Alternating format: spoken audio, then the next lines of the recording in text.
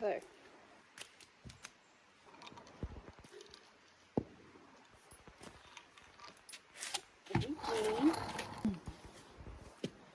Hello.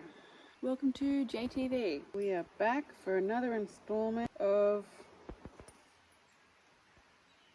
secrets from the farm. I don't know.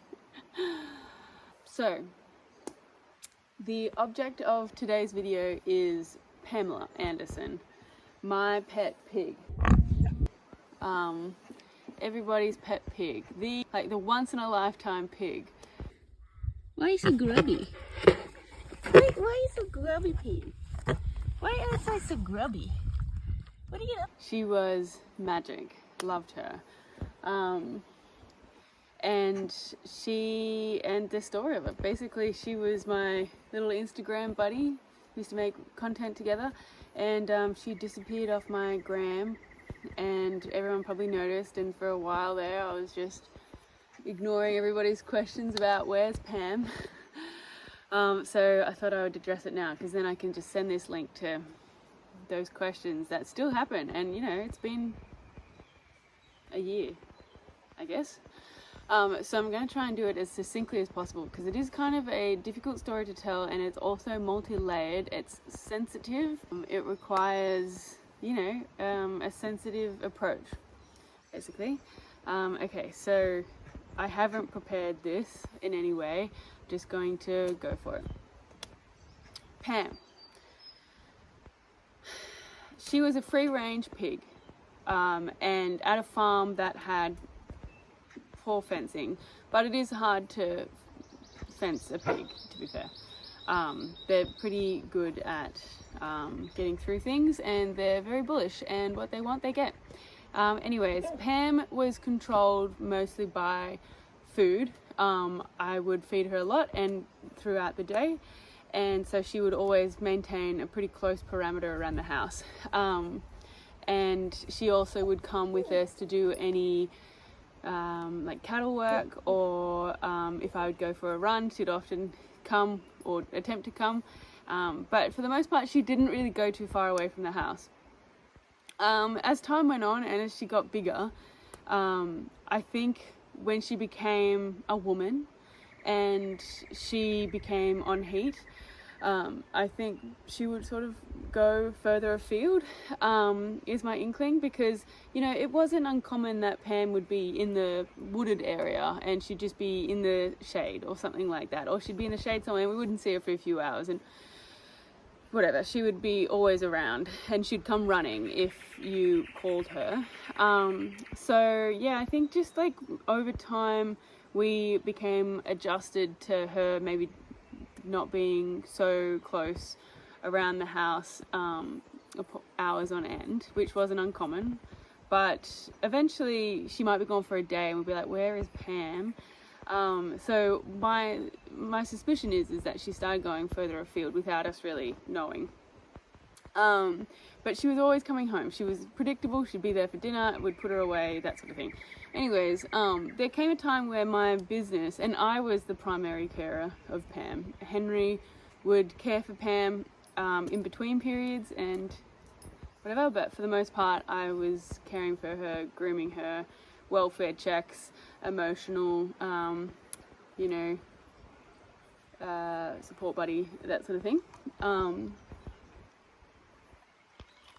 And yeah, but I was around the house a lot of the time as well. So I had Jams Distro was my full-time gig at that point, and I was able to care for her really well because I had a lot of flexibility in my schedule and that sort of stuff.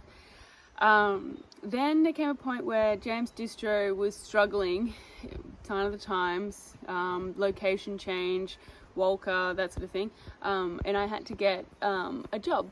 So I just got a local job in town, and Henry and I's relationship was starting to decline in quality, which is the kindest way to put it. And as a result, I think like Pam became something that was burdensome for Henry, and I was then working full time, so I was in town every day, which is a 100-kilometer round trip.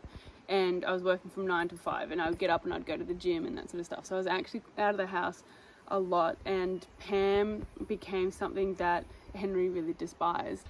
Anyways, it became a point that of such contention, and that Henry and, well, I decided, fine, like, I can't, like, if he's not willing to take care of her and I'm currently working full time, there's nothing that I feel like I could do. And I could have made her a pen, but given my skills, I wasn't able to make it something that I was comfortable her being closed in all day. So he becomes the mismanagement. I should have stepped up to my care of Pam and created a pen for her that was suitable for her. But again, this isn't my property that I'm living on. This is Henry's parents' property, so there is only so much like freedom that I had to do what, you know, to create, like, basically taking you know, square meterage of cattle area for Pam. And not that it would have been huge, but still, you probably understand. Like, a really hard decision to make, and this brought a lot of tears and it was a lot of sadness, was to give Pam away to somewhere that would be able to take care of her. And I just gave her away for free. And this was like, you know, in a period of like high, what do you call it, like high friction with Henry and I.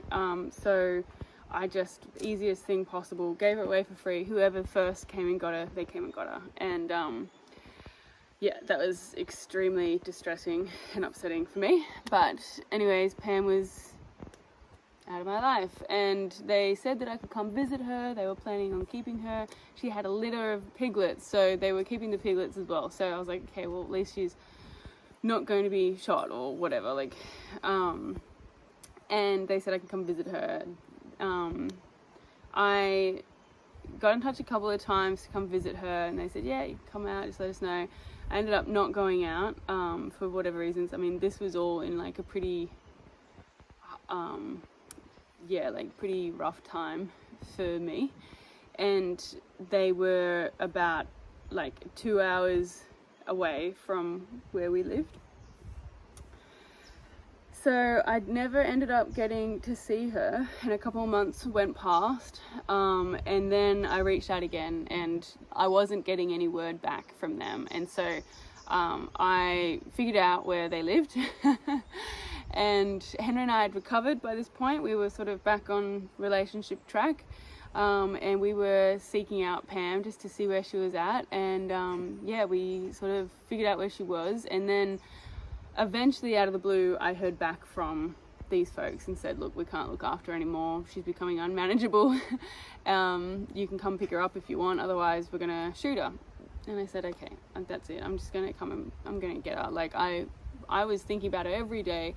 I really missed Pam. I just wondered how she was doing and that sort of stuff. And I felt incredibly guilty. There was a lot of shame. Still was a lot of shame. Anyways, eventually I just got her, and I didn't exactly, like, you know, I didn't exactly get permission from, well, I did get permission from Henry, but, you know, it was already, tension was starting to build as a result of it, and I said, I'm just going to figure it out as I go, and I just getting my Pammy back. So, yeah, Pam came home, and she was actually never the same. Well, she wasn't the same. She was really high strung. She was incredibly thin. She was not being fed enough. She had lost so much weight. And she was, I think, in like really like quite not aggressive, but like, you know, she was a big old pig. So she was pretty frantic. And so when I first got her home, I actually had to give her the biggest meal of her life. And she didn't finish it. It was so big, which is like pretty crazy. And then she sort of mellowed down, and I was able to, like, you know, talk to her and like be with her and that sort of stuff. And she calmed down. She definitely remembered me, and like it had only been, I don't know, 4 or 5 months maybe. And So yeah, Pam came back to Yangura, back to the farm, and I was still working full time, but there was a light at the end of the tunnel. I was only doing that role for a year, and that was starting to end. I only had like maybe 2 months at that point, and I was pregnant by that stage, and so I was, begging Henry to stick with me until I can be able to give Pam enough time to be able to settle her back into the farm, because she was really like not as settled. She, would disappear again and that sort of stuff. And so I really needed to spend quite a bit of time with her to get her back into a schedule of like feeding and that sort of stuff. But because I only had the weekends and it was winter at the time, so daylight hours were really short. And yep, so anyways, there's like kind of minor details, but they made a big impact to Pam's care. So I was sort of begging Henry, please just stick with us, like I will be able to spend more time and get her settled back in good time, and I'm going to build her an appropriate place to live so she's not free roaming, because it was annoying everybody except for me. Well, no, it was annoying me as well, because obviously it was creating problems. So I was 2 weeks out of finishing this full-time work, and I was just like, just hang on, just like please. But because Yangura has a lot of stuff out in the open, it's like, it's not a totally established farm, it's still being built upon, and so a lot of like fencing and storage and that sort of stuff hasn't been settled. So a lot of stuff was like living on the ground and that sort of thing, which Pam would get into and destroy and would really irk Henry. And again, he wasn't able to like sort of animal control as well as I could with Pam. He didn't have the time, he didn't want to, that sort of thing. So 2 weeks out of me finishing full-time work and being able to like dedicate some time to Pam to get her back and settled, and she ran away. She disappeared. She didn't return, and for months I thought, okay, maybe she ate some dog poison, which one of the neighbors around that time had given us like pre-warning that there's bait out there, because I'm getting some foxes and things like that, because he was a farmer of sheep. And I actually just assumed, because Pam would never like leave without returning for dinner, at least some food, like she would show herself and we would be able to get her back in, so she didn't run away again. But she never came back, and so I assumed her to be dead. And to me it was like almost a peaceful thing to think of that, because first of all, the bait is a fast acting thing. It kills them pretty inhumanely, like it's very quick. Just I guess for her to have died at the farm and with me, essentially, that was a happier place, because I was very, very emotionally connected to Pam, rather than her being shot by these people that weren't caring for her properly, in my opinion. Anyways, a few months go past. The Pam thing was settled, and then the neighbor sent us a message a few months back saying, "I just seen Pam." I'm like, oh my god. And Henry and I's relationship was well and truly dead by that stage. I was like moving out of the house and leaving that situation, and so like the Pam thing rose up again and became another point of contention once more. So I like to think of Pam's evolution, it was very much like Henry and I's evolution. We got her at the beginning of our relationship, and a year of her was beautiful, idyllic. We loved it. We were in love with her, and then the second year of Pam, things really started to like become troubled, and then the third year of Pam was chaos. So Pam now, like I made quite a few attempts to go and seek her out, lure her with food and things like that where she was spotted, but I never saw her, and I've never been able to get hold of her again. But I also did give permission to the neighbours that if they saw Pam, that they could shoot her, because she is now unfortunately contributing to the issue in the area of wild pigs, and no doubt she's had litter and that sort of thing. So yeah, it's actually quite a sad story. There you go, there's the story of Pam. That wasn't as hard to tell as I thought, but anyways, I sort of say rest in peace, Pam, but you know, she's out there. I actually don't find it funny, but sometimes you just gotta laugh. Anyways, thank you. This is the episode of JTV that I've been dreading but wanting to make. Thanks for watching.